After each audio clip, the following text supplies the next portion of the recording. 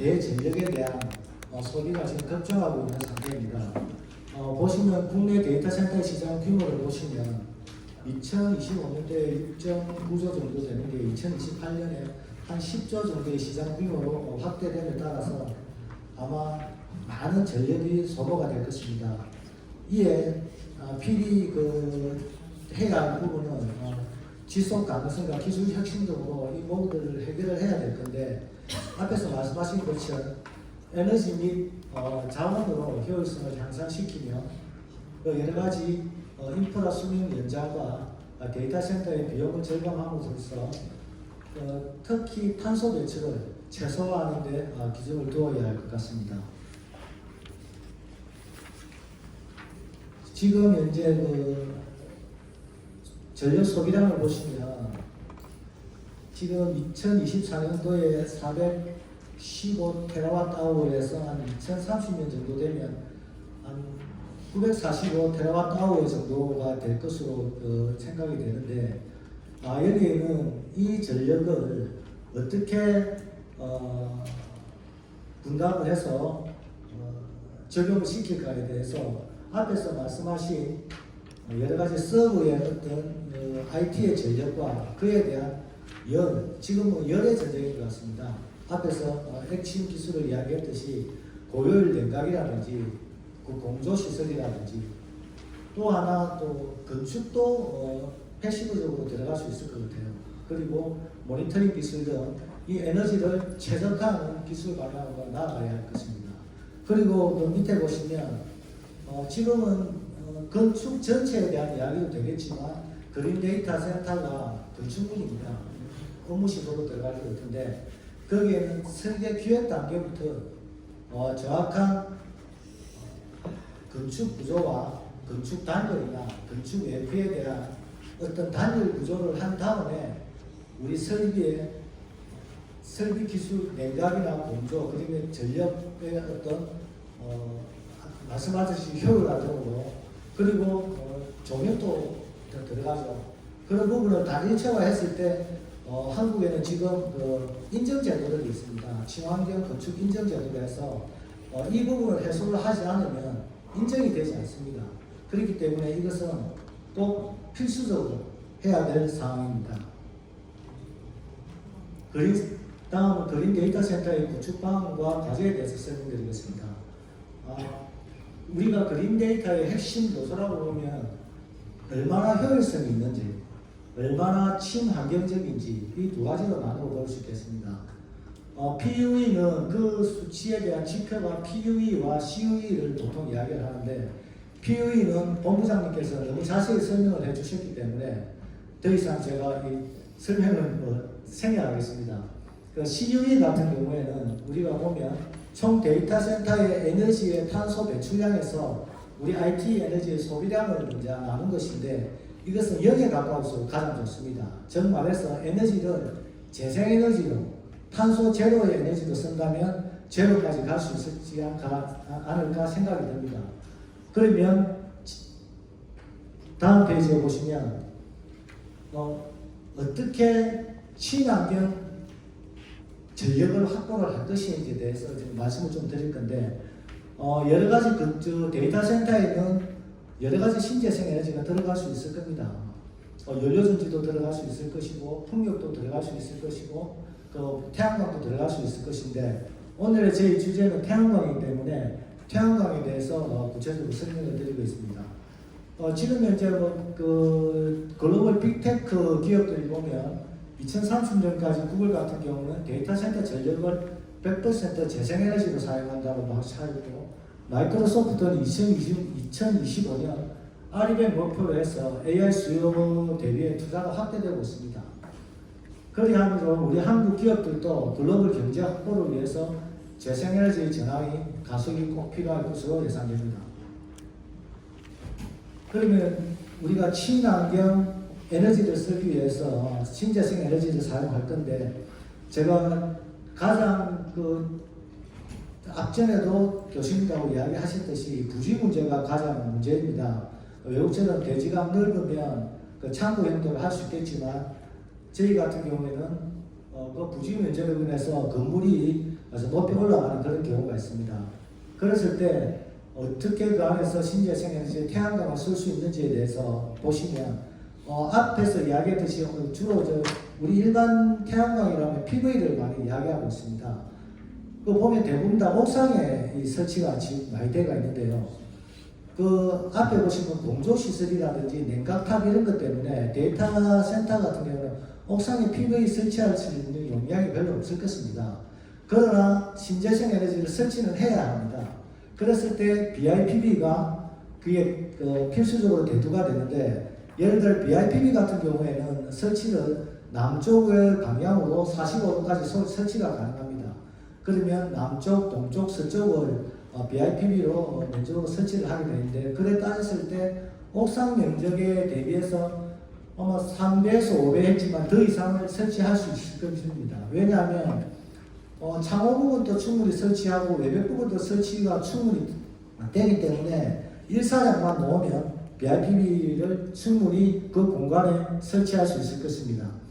그런데 또 저희가 BIPV를 설치를 하게 되면 항상 건축 문제가 많이 나옵니다. 그래서 건축의 외단열이나 어떤 건축의 기능도 같이 해야 되기 때문에 어떤 건축의 기능과 발전 기능을 동시에 지금 할 수 있도록 BIPV가 굉장히 지금 많이 발전도 되어 있고 많은 것이 개발이 되어 있습니다. 그 부분 또한 신뢰성과 안정성을 충분히 확보를 할 수 있습니다. 그리고 또 하나는 도시 미관 계산입니다. 실제로 파사드 건축 외피를 보면 그 역사가 굉장히 오래되어 있지 않습니까? 그랬다 보니까 그 창호라든지 어떤 외피에 대해서 많은 디자인과 디자인이 나오고 있죠. 그런데 우리 BIPV도 현재 거기에 상응하기 위해서 어떤 디자인을 넣는다든지 도트를 넣는다든지 패턴을 넣는다든지 창호도 단열 부분이라든지 옥상의 내화라든지 그런 부분도 지금 충분히 고려를 하고 대응하고 있습니다. 그래서 아주 가치가 높은 도시의 미학적인 긍정적인 사회가 창출되겠습니다. 그리고 이거는 조금 전에 이야기했듯이 BIPV를 해야 할 필요성에 대해서 말씀을 드리면, 지금 여러 가지 녹색 건축 인증들도 있고 고효율 인증 제도도 있지만, 지금 제로 에너지 빌딩이 다 아시겠지만 건축물에 이제 건물을 지을 때는 2025년부터 작년까지는 공공 건물만 제로 에너지 빌딩에 그 자립률을 등급을 받아야 했었는데, 올해부터는 공공기관은 작년에 1000회배에서 지금 500회배로 줄어들었습니다. 500회배의 건물을 신축이나 정축이나 개축을 할 때는 제로에너지 등급을 4등급을 받아야 됩니다. 일반 용도에 따라서 5등급을 받는 부분도 있지만 4등급을 받는다는 것은 그 자립률이 신재생 에너지처럼 자립률이 40% 이상이 돼야 4등급이 해당이 됩니다. 또 민간 건물 같은 경우는 1000회배 이상의 신정축 개축할 때는 제로에너지 5등급 수준을 받아야 됩니다. 그 5등급 수준은 20% 이상의 자립률이 있어야 됩니다. 그렇기 때문에 지금 옥상에 우리가 PV를 설치를 하다 보면 그 안에 그 용량을 도저히 설치를 할 수가 없습니다. 그렇기 때문에 건축과 협의를 하여서 항상 외벽에 이 우리 BIPV를 파사드와 같이 융합을 하여서 꼭 설치를 할 수밖에 없고, 그리고 정책적으로 지금 BIPV를 에너지로 사용을 하면 여러 가지 이점이 있습니다. 그 아까 제로 에너지 등급이 5등급일 때는 약 11%의 건축 용적률을 높여주는 그런 인센티브가 있고요. 그리고 건물의 높이도 한 11%를 올려주고, 그리고 조경도 녹색 건축물로서 줄여줄 수 있는 그런 인센티브를 줄 수 있습니다. 예를 들어 4등급이 올라가면 그 인센티브는 다시 12%로 계속 넘어갑니다. 아마 1등급이 최고 15%까지 줄 것입니다. 그러면 건물을 짓는 데 있어서 한 6천을 올릴 걸 7천까지 아마 올릴 수 있을 겁니다. 그랬을 때 건축에 대한 어떤 뭐 특히 우리나라 부동산에 대한 그 땅에 대한 건물을 많이 올렸을 때 그에 대한 가치도 올라가듯이 그런 부분에서 정부도 이런 식으로 정책적으로 제도적으로 많이 좀 후원하고 있습니다. 이게 지금 우리나라뿐 아니라 외국에도 미국에도 건축 인증 제도가 있고 영국에도 다 있습니다. 그런 부분은 우리가 발맞춰 나가야 할 것으로 생각이 됩니다. 다음은 BRP 솔루션에 대해서 자세히 좀 설명을 드리겠습니다. 조금 전에 BIPB가 이제 그린 데이터 센터의 핵심 솔루션인 이유를 제가 설명을 드렸습니다. 부지제약 극복인데 저희가 이제 보통 그 BIPB를 보통 이야기를 하면 벽에 설치를 하지 이런 생각하는데 벽이나 창호나 그리고 창호나 블라인드를 설치해도 BIPB가 됩니다. 그리고 그 옥상에도 이제 설치를 하는데 옥상에는 이제 내화 인증이라든지 그 풍동시라든지 살수시험을 받는 건축 인증 제도를 다 받았을 때 이제 BIPB로 인정이 되고요. 그리고 벽에는 파라펫이라든지 이런 부분에 여러 부분에 설치되는 것이 지금 BIPB로 인정이 다 되고 있습니다. 그리고 이래서 건축에 아까 말했듯이 옥상이나 외피에 설치를 했을 때 그 안에 또 단열도 될 수 있는 이중에 단열도 될 수 있는 그런 효과가 있고요. 그리고 건물 디자인 일체화는 말씀드린 것처럼 여러 가지 형태로 나옵니다. 컬러도 아주 많은 컬러로 나오고 있고요. 그리고 지금 그 파사 그 창호도 지금 색깔을 넣은 창호라든지 이런 부분이 지금 많이 출시가 되고 있습니다. 그럼으로써 우리가 ESG 및 친환경 인증 강화로 인해서 기업 가치 상승 지원에 굉장히 도움을 줄 수 있습니다. 지금은 그 BIPB 실제 적용 사례에 대해서 말씀을 드리겠습니다. 이게 데이터 센터에 지금 적용한 사례입니다. 카카오 데이터 센터의 안산에 있는데 이거는 말씀드린 대로 건물 외축 세면은 다 BIPB를 적용해서 신재생의 활용을 극대화했습니다. 이거는 PUE를 1.3 이하의 전력 효율을 달성했고 총 에너지 사용량을 한 30% 정도 감소를 했습니다.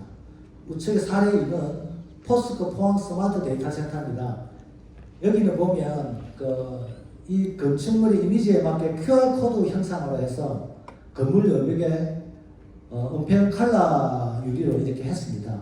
그래서 이 보면은 좀 이 데이터 센터의 어떤 IT적인 그런 이미지를 볼 수 있는 그런 형상입니다. 그 다음에 외부 사례입니다. 인도 유솔라 컨트롤에스 데이터 센터인데 이거는 말 그대로 건축에 있는 외장을 전부 BIPB로 설치를 다 했습니다. 그래서 1메가와트 정도를 설치를 했습니다. 연간 한 7,000그루 정도의 나무에 되는 탄소 배출 제거 효과가 있습니다. 우측에는 스페인 마드리드 데이터 센터인데 여기는 외벽에 우리 건축의 커튼을 형식으로 창을 다 설치를 했습니다. 그래서 여기 보면은 그 커튼을 형식으로 한 부분이 건축의 단열 및 방음 성능을 향상시켰습니다. 그래서 지금 PUE가 1.15를 달성했습니다. 물론 앞에서 본부장님 말씀하신 핵심 기술이 아마 들어간 것 같아요. 그렇기 때문에 이래 된 것 같은데 그런 식으로 지금 그 말씀을 드릴 수 있습니다. 다음은 데이터 센터는 아닌데 우리 국내 건물에 설치된 사례를 말씀드리자면 그 이건창호에서 인천 제2터미널에 이거는 벽체가 아니고 옥상에 설치한 겁니다. 옥상에 설치했는데 이 옥상에는 BIPB는 그냥 모듈을 설치한 게 아니라 그 안에 있는 내화 인증을 받은 그 단열과 방수와 이런 부분을 다 시스템으로 합체한 그 시스템을 적용을 하였습니다. 그래서 기존 에너지 사용량의 한 40%를 지금 절감을 하고 있고요. 그리고 녹색 건축인증 최우수 등급을 받았습니다. 다음은 경기도 주택공사 융복합센터인데 여기는 그 제로에너지 기준을 상회하는 4등급 이상 41.1%를 받은 건물입니다. 라이트 그레이 컬러로 그 외장을 다 한 건물인데요. 2024년 국토대전 학회장상을 수상을 하였습니다. 그리고 이제 외국 사례입니다. 학교 건물인데 이거는 BIPB를 건축이 기울어진 형태로 BIPB를 이렇게 설치를 했습니다. 덴마크에서 가장 큰 BIPB 발전소 중 하나인데 연간 전력 소비량의 한 50%를 공급을 하고 있다고 합니다. 그리고 또 우측에는 도시바 에코미즈 타운인데 이거는 주거시설용으로 고밀도 주거용 건물에 BIPB를 해서 그 도시의 환경과 녹색 도시 이미지 제고를 한 탄소 배출량을 30% 이상 감소를 시킨 건물입니다. 다음은 저희 한빛주택 BIPB 솔루션과 그린 데이터 센터의 동향에 대해서 잠시 말씀을 드리겠습니다. 저희는 처음에 기반이 전기 설계 사무실로 기반을 뒀습니다. 그러다가 이제 신재생 에너지 쪽으로 확산을 해서 20년 이상 신재생 에너지 쪽으로 전문으로 지금 하고 있는 기업이고요. 저희는 설계와 감리와 시공, 제조 분야까지 해서 진단까지 같이 다 하고 있는 업체입니다.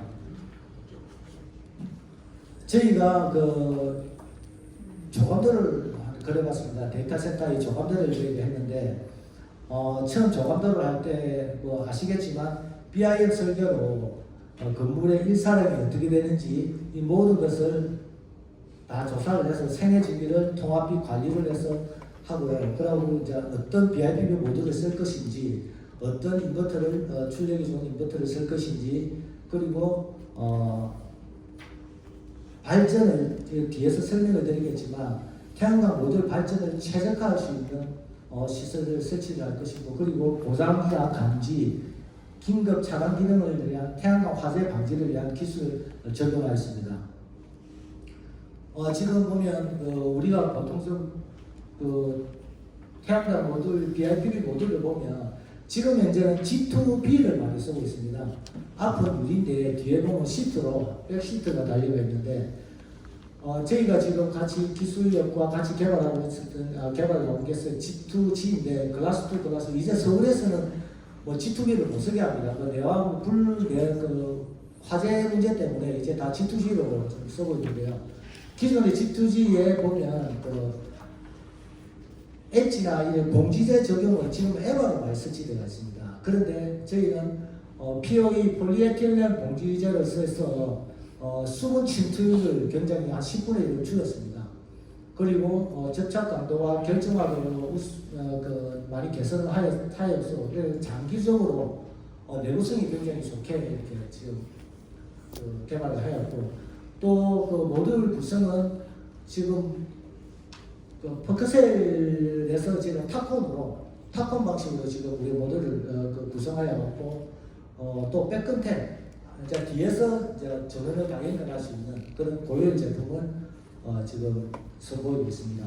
그리고 뒤에 보시면 옆에 보시면 G2S라고 저는 글라스 투 스틸입니다. G2G를 벽에 설치하려면은 제트바를 대고 해야 됩니다. 그래 체결을 해야 되는데 제트바 체결을 할 때 그 부분에 손상이 가서 여러 가지 습기라든지 어떤 온도의 변화든지 이런 부분 때문에 내구성이 굉장히 떨어집니다. 그래서 G2S는 이게 국내 최초 제트바 일체형으로 BIPB가 나와서 완전 밀봉 구조가 됩니다. 그래서 한 내구 연항이 한 30년 정도로 지금 실현되고 있고요. 그리고 20% 정도 또 가볍습니다. 가볍고 또 한 가지는 지금 기존에는 알루미늄 제트바를 많이 사용하고 있는데 만약에 모듈이 커졌을 때 알루미늄 제트바를 쓰면 좀 휘임 현상이 생깁니다. 그런데 이런 스틸 제트바를 일체화시켰기 때문에 그런 부분에서 굉장히 훌륭하다고 할 수 있습니다. 그 다음은 어떤 거냐면 지금 태양광 발전을 잠시 말씀드리자면 모듈 하나하나를 직렬로 연결해서 스트링별로 지금 들어가고 있습니다. 그래서 그것을 모아서 접속관에서 모아서 이제 센터를 인버터로 들어가고 있는데 그 안에서 한 셀이라도 만약 음영이 지거나 어떤 문제가 생겼을 때는 그 셀에 의해서 전체적으로 음영 전압과 전류가 드롭이 됩니다. 그래서 MPPT가 다른 스트링까지 같이 그 기준으로 맞춰버리면서 최적의 전류를 내고 있습니다. 그러다 보니까 그 효율이 많이 떨어집니다. 그런데 이 옵티마이즈 스마트 태양광 옵티마이즈는 무엇이냐면 모듈 하나하나에 옵티마이즈를 다 합니다. 그래서 그 모듈 하나가 만약에 뭐 음영이 짙든 어떤 무슨 사고가 생기면 그 모듈 하나만 그 상태로 두고 다른 것들은 원 상태로 다 돌아갈 수 있도록 그렇게 지금 그 효율을 지금 전체 발전을 올리고 있습니다. 이거는 BIPV뿐 아니라 그 PV에도 앞으로 더 많이 적용해야 되지 않을까 그런 생각이 들고요. 우측에 보면은 긴급 모듈, 태양광 모듈 긴급 차단 장치가 RSD라고 있는데 이거는 지금 외국에서는 지금 기준이 의무화가 되어 있습니다. 그런데 우리나라에서는 아직 의무화가 되어 있지 않은데 BIPV는 아시다시피 그 벽에 설치하다 보니까 사람들한테 항상 노출이 되어 있습니다. 그렇지 그 안에서 만약에 어떤 아크가 생긴다든지 물론 지락이 생기면 뭐 인버터에서 물론 차단을 하겠지만 아크가 생겼다든지 이랬을 때 뭐 어떤 차단 장치라든지 차단을 했을 때 이제 사람이 그것을 고치러 가지 않겠습니까? 아니면 뭐 화재가 났다든지 사람이 가면 거기에 전원은 끊었지만 햇빛은 계속 일사량이 계속이기 때문에 거기에 개방전압이 실제로 700V, 800V 이렇게 뜹니다. 그렇기 때문에 일반의 낮에 또 수리를 하러 갈 때도 굉장히 위험합니다. 그런데 이 RSD는 모듈 하나하나에 긴급 차단 장치가 다 달려가 있어서 위에서 신호가 오면 아크라든지 신호가 오면 하나하나의 그 RSD가 전류를 소모하면서 전압을 떨어뜨려 버립니다. 그래서 한 30V에서 한 80V는 이제 80V는 이제 배선이 한 30cm 있을 때 개방전압을 이야기하는데 그렇게 떨어뜨리기 때문에 화재가 나서 지금 우리 그 해군대도 한번 외벽에 화재가 나서 한번 그 뭐 뉴스에도 나고 많이 했지 않습니까? 그렇듯이 누가 소방관이 달려가든지 아니면 뭐 고장에 사람이 달려가도 전혀 문제가 없이 그래 할 수 있기 때문에 이 부분은 아마 저희도 아직 표준하고 의무화는 되지 않았지만 곧 될 거라고 생각을 하고 있습니다. 그리고 다음에 BIM 최적 설계를 말씀드릴 건데 뭐 잘 아시겠지만 처음 우리가 건물을 지을 때 건축에서 기획을 합니다. 그러면 건축에서 기획을 하면 건축에서 단면도를 그리고 창호도를 그리고 다 그리듯입니다. 그러면 저희 같은 그 BIM 업체에서 그것을 받아 3D 렌더링을 합니다. 렌더링을 해서 실제로 환경에 일사량이 어떻게 들어가지 계절에 몇 시간이 들어오는지를 다 분석을 해서 거기에 어떤 모듈을 달 것인지 어떤 패턴을 달 것인지 건축하고 협의를 합니다. 건축은 뭐 되도록이면 이런 BIPV를 안 했으면 좋겠다는 그런 지인데 이런 부분에서 이제 많은 협조가 필요하고 그런 부분이 있습니다. 그래서 최적의 일사량과 각도와 시뮬레이션을 통해서 설계안을 도출을 하게 됩니다. 그리고 옆에 보면 주차장 태양광 의무화 대응이라고 있는데 매스컴에도 많이 보셨겠지만 11월 달부터 이제 공공 주차장 80대 이상 주차가 되는 데는 태양광을 무조건 설치하게 되어 있습니다. 10회가당 1kg를 설치하게 되어 있는데요.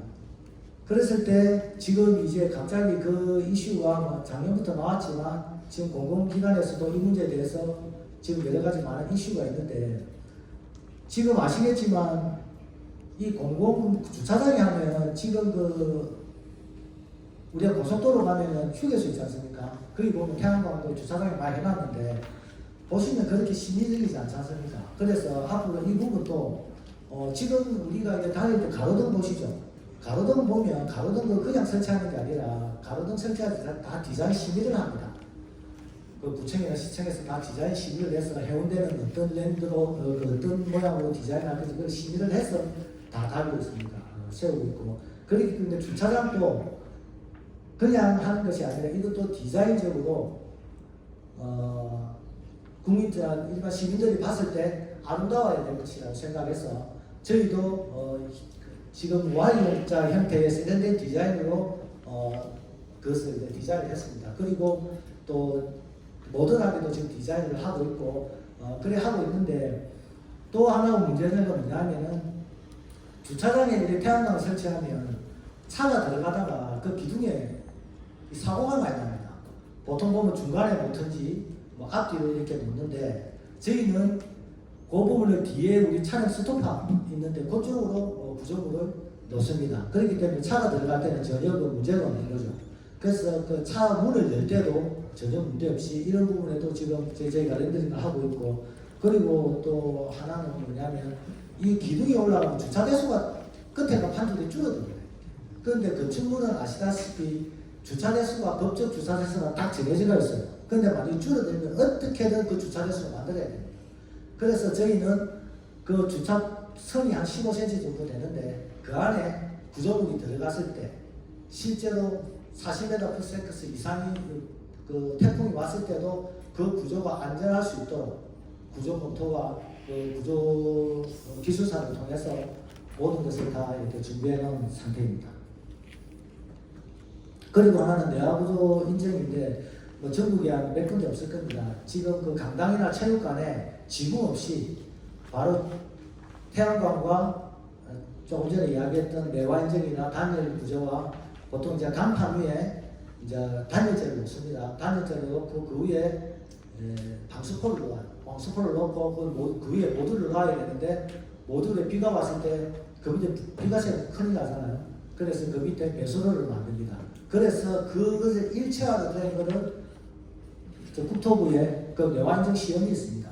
그거 가서 시험을 다 받아야 됩니다. 그래서 밑에서 840도니까 이렇게 열을 가했을 때 위에 변형이 일어나는지 안 일어나는지 이런 부분을 다 하고 내화구조 인증 그래야 거기에 설치를 할 수 있습니다. 실제로 이런 문제는 지금 벽에도 이런 이슈가 지금 많은데 이게 지금 어려운 이유가 앞으로 나아갈 방향이라고 생각하는데 이게 지금 내화인증은 어디서 받냐면 국토건설부에서 지금 소관을 하고 있습니다. 그런데 우리 신재생에너지 그 BIPB는 그 산업통상으로 지금은 바뀌었죠. 기후에너지 환경부가 이렇게 바뀌었는데 그것을 또 소관을 하기 때문에 지금 이런 문제 때문에 많은 지금 상충이 일어나고 있습니다. 이것도 아마 하루속히 이렇게 지금 지붕에는 이 부분이 좀 해결이 많이 됐습니다. 그런데 이제 벽체를 앞으로 어떻게 할 건지 이런 부분이 좀 이제 해결을 해야 될 문제가 있고요. 그 다음에 이제 스마트 모니터링인데 모니터링은 아시다시피 전국적으로 태양광 발전장치의 어느 부분에 몇 킬로의 출력이 얼마 되고 이런 거는 뭐 다 봤을 겁니다. 저희는 예측 가능한 어떤 사고 예측과 발전의 어떤 유무에 대해서 이제 어떻게 개발을 했냐면 각 스트링별로 다 비교를 합니다. 다 비교를 하고 환경인자를 다 받아옵니다. 그래서 그 똑같은 환경인자에서 그 채널이 발전이 어떻게 되는지를 비교를 합니다. 그래서 그 안에서 발전이 얼마 이상, 오차율 이상 잘못됐을 때는 그래서 연락을 가서 그래서 이제 유지 보수를 하게 됩니다.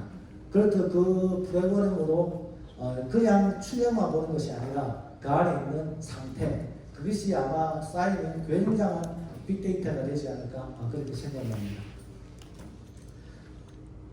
그리고 우리가 BIPB 적용을 해서 시뮬레이션 한번 돌려봤습니다. 지금 보시면 저 색상이 다 저희가 컬러를 넣었는데 BIPB입니다. 그 밑에 창호입도 같이 넣고요. 밑에 보면 주차장이 있는데 주차장도 1사량만 허락이 된 다음에 1사량 그 태양광도 다 집어넣었습니다. 이래서 이제 시뮬레이션을 돌려봤습니다. 일단은 남쪽에는 한 1000km 정도를 설치했습니다. 그리고 동쪽 서쪽에는 500km 정도를 설치했어요. 그러면 실제로 이제 동과 서와는 남쪽에 보다는 그 일사량이 적겠죠. 그래서 우리 한 70에서 71% 정도 적용했습니다. 그랬을 때 그 태양광 공급 비율은 일단 따져보면 한 2.19% 정도가 나오고요.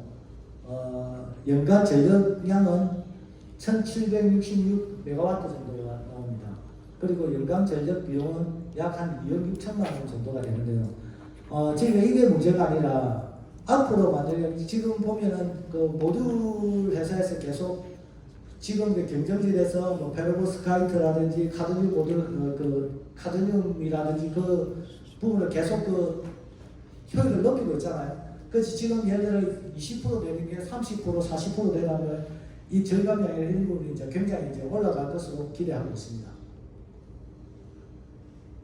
탄소 배출량으로 보면 한 733톤 정도 되고요. 그 소나무 식재 효과로는 한 11만 그루 정도가 될 것으로 보입니다. 이때까지 뭐 주저주저 말씀을 드렸는데 이 하나하나 처음부터 기획부터 마지막 시공까지 이 부분에 많은 협의가 있어야 됩니다. 그런 부분에 있어서 저희가 모든 솔루션이 될 수 있고 앞으로도 그런 부분에 뭐 산업단지라든지 제로에너지라든지 뭐 아리백이라든지 아니면 기후대행에 있어서 전문기업으로 발같은 도약할 수 있도록 여러분과 함께 하고 싶습니다. 네, 이상으로 마치겠습니다. 네, 고맙습니다.